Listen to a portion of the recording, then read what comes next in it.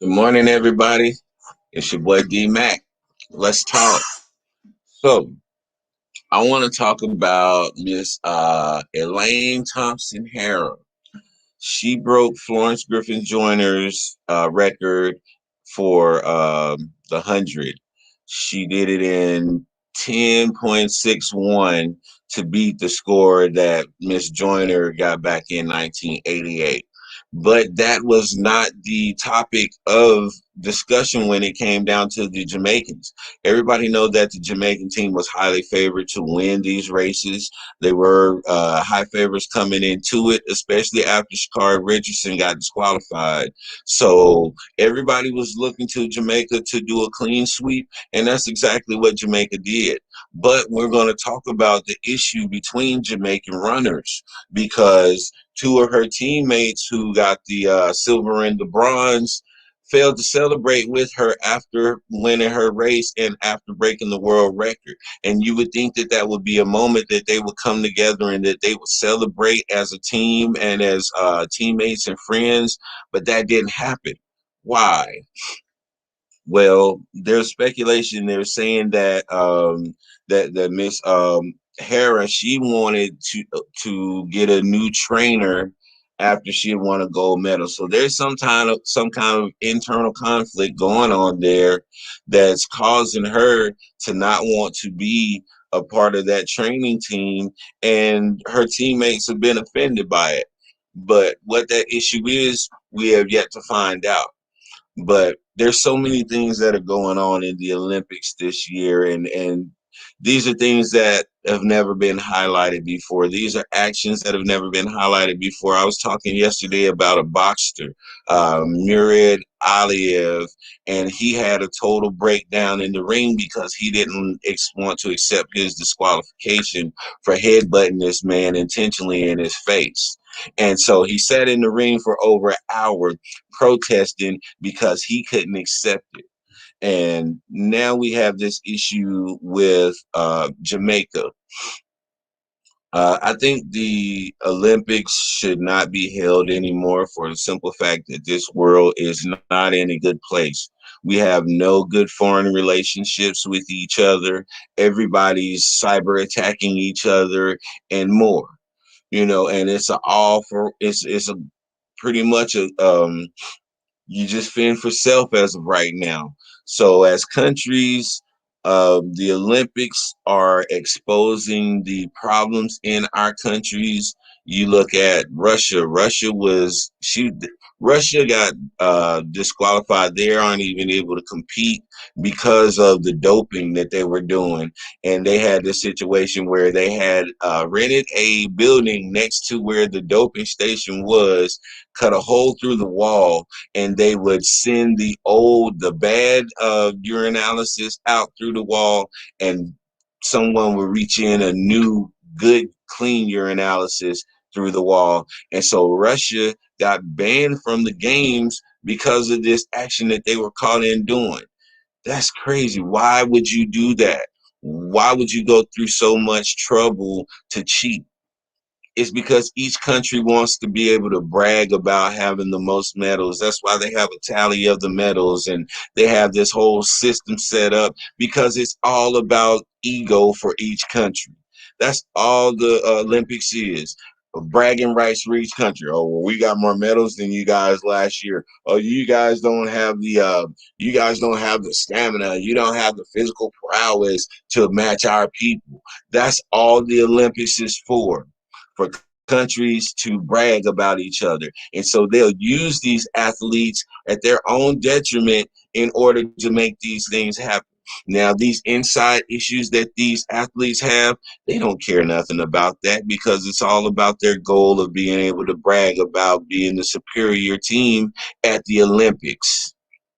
And if we look at the Olympics, what does the Olympics go back to? The Olympics goes back to the old Colosseum in Rome. And whenever the world had a problem, or whoever was running the world, which at that time was Rome, whenever the city was up at arms and the people were angry and the people had issues, what would they do? They would hold games in the Colosseum to get people mind off of the problems of the city. And that's exactly what the Olympics is. They hold it every 4 years, like it was a term of government or something like that. Every 4 years, we have this competition for bragging rights, but it doesn't settle anything. It doesn't help anything. All of the money that's being spent on the Olympics can be spent towards security for our country. It can be spent towards foreign relations. It can be spent on something a lot more beneficial for us. But we put so much emphasis on entertainment that America is lost. That's why everything is backwards and upside down. All of our entertainment gets paid millions and millions of dollars. But the people who are the cornerstone of this country get paid a slave's wage, basically. Teachers should make more than that on the running back. A teacher should make a whole lot more than any athlete. A doctor should make more than any athlete.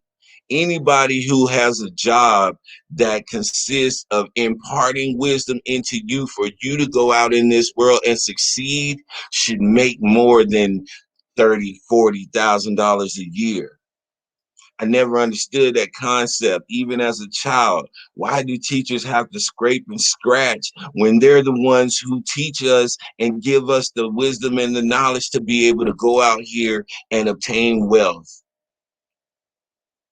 Why are they scratching? Why are they scraping? Why are they having to go through the things they go through? Why can't a soldier make more than 100,000 a year for what they do? If anybody should be making a lot of money, it should be the soldiers. But the soldiers get scraps. They get scraps to go over here and man, they make scraps to go over here and give their life for oil and whatever interest the US government has. It's never been about freedom. We haven't, the last time that they fought for freedom in the United States was the Civil War. After that, we haven't fought for freedom. We fought for control in other countries. We fought for um, anything but the right thing. And this is wrong, man. This is where our country is. It's upside down. The people who are entertaining us are making all of the money and they're getting all the stability in life. But the people who get out here and work, break their backs every day, the nurses, the plumbers, the telephone pole guys, the all of these different people, police officers, even throw them in there. Why do they make so little? The people who have the most important, hardest jobs in this country makes the least amount. And nobody's bothered by that. Don't nobody see that as a problem? This is why this country is the way it is. This is why our infrastructure is totally crumbling, because you get what you pay for. And that comment and that statement is so true in the United States, but don't nobody seem to realize it. You get what you pay for. If you're paying your teachers a little bit of money, then you're going to get poor teaching. And that's where we are now. Now you have these idiots running around who only receive their degrees because their parents paid for it, because you don't have teachers that care enough anymore because they don't get paid to deal with this crap.